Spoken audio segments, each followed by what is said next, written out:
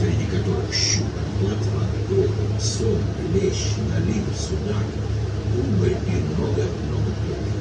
И чего только не видела река за свою историю. Она кормила племена диких прусов, поселившихся на ее берегах, помогала ордену крестоносцев, а затем и герцогству обмениваться товарами с другими городами Европы, входящими в Ганзейский союз.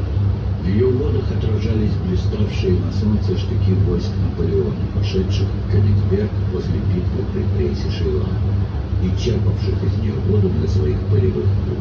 Да, о событиях 1807 года нужно говорить отдельно. Два сражения при Плейсе-Шейлах